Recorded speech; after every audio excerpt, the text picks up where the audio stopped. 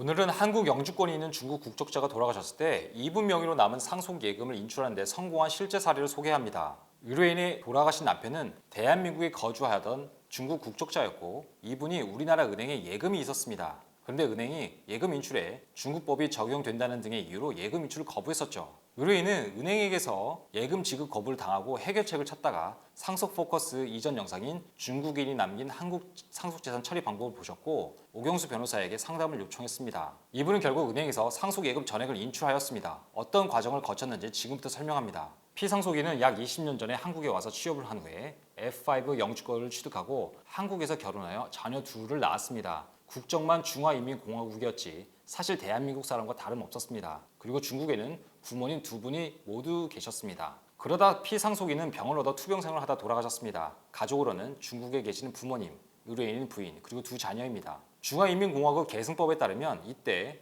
피상속인의 상속인은 두 부모님, 배우자, 두 자녀입니다. 대한민국 민법과는 다르죠. 대한민국 민법에 따르면 피상속인의 상속인은 배우자와 두 자녀까지입니다. 자녀가 있으면 피상속인의 부모는 상속인이 될 수 없다는 것이 우리나라의 법입니다. 제 의뢰인은 피상속인의 장례를 마치고 예금을 찾으러 갔는데 은행의 담당 직원은 피상속인이 중화인민공화국 국적자이니 중국법에 따라 중국에 있는 부모님도 상속인이므로 이들의 확인을 가져오라거나 중국 당국이 발급하는 상속인 공증서류를 가지고 오라는 등의 요구를 하였습니다. 심지어 상속인이라면 누구나 발급받을 수 있는 예금 잔액 증명서 발급도 거부하였습니다. 상속인 전원의 동의가 없다는 이유였습니다. 이해할 수 없었죠. 예금 잔액 증명서는 예금 인출과는 전혀 상관없는데도 말이죠. 제 의뢰인은 상속 포커스의 유튜브 동영상도 은행 직원에게 직접 보여주었습니다. 보신 분은 아시겠지만 이 영상에서는 중국법의 반정법리, 중화인민공화국 계승법 내용이 나와 있습니다. 그런데도 은행 직원은 상속 예금을 지급할 수 없다고 하였습니다.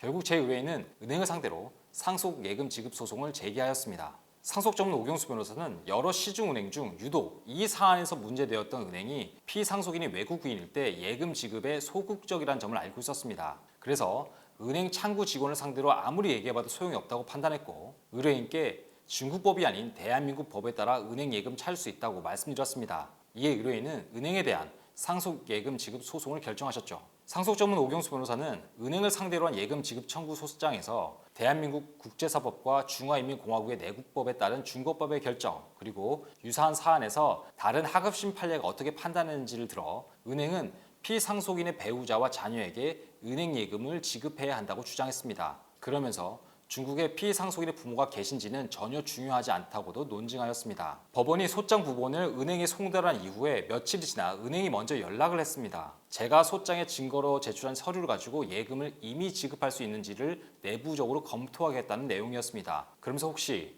은행이 예금 지급하면 소를 취하할 것인지를 문의했었습니다. 이 은행은 중국에 있는 부모님의 동의 없이는 예금 잔액 증명서도 발급해 주지 않겠다고 했었습니다. 그런데 막상 소송에 들어가니 먼저 연락해서는 상속 예금을 지급할 수도 있다는 취지의 말을 하니 기가 막히기도 했습니다. 이럴 거면 우리 의뢰인이 왜 이렇게 고생을 했을까요? 그런데 가만히 생각해보면 은행의 입장도 이해는 갑니다. 이 사안에서처럼 피상속인의 부모님이 중국에 있는데 언젠가 이들이 한국에 와서 내 아들의 상속 예금을 인출해 달라고 할 수도 있겠죠. 이때 은행은 피상속인의 배우자와 자녀에게만 상속 예금을 전액 지급한 근거가 필요합니다. 이때 제가 법원에 제출한 소장의 내용과 첨부 서류가 주요 근거가 될 수 있을 것입니다. 다시 사안으로 돌아와서 상대 은행의 답변서 제출 기한이 임박했는데도 분명한 답이 없자 본격적으로 변론 준비를 하였습니다. 변론 기일 지정 신청서를 제출하려고 하는 참에 은행에서 연락이 왔죠. 예금 전액을 이미 지급할 테니 의뢰인이 은행 정보 방문하시면 된다는 답변을 들었습니다. 이렇게 되면 의뢰인은 상속 예금 지급 청구 소송에 들어간 소송 비용을 상대 은행에게 받아내지 못하는 손해가 생기긴 합니다. 그게 아쉬웠습니다. 은행이 만약 끝까지 저항하여 패소 판결을 받았다면 제 의뢰인은 은행을 상대로 소송 비용까지 보전받았겠죠. 그런데 은행이 예금을 이미 지급하겠다고 한 이상 이 소송을 계속 유지할 이유가 없어졌습니다. 결국 의뢰인은 소송 비용이 들어가긴 했지만 무탈하게 상속 예금 전액을 인출할 수 있었습니다. 이 사안에서처럼 피상속인이 외국 국적자라는 이유로 상속 예금의 인출을 거부당하면 은행을 상대로 예금 지급 청구 소송을 곧바로 하는 편도 좋은 방법입니다. 많은 경우 은행은 소장의 내용을 검토하고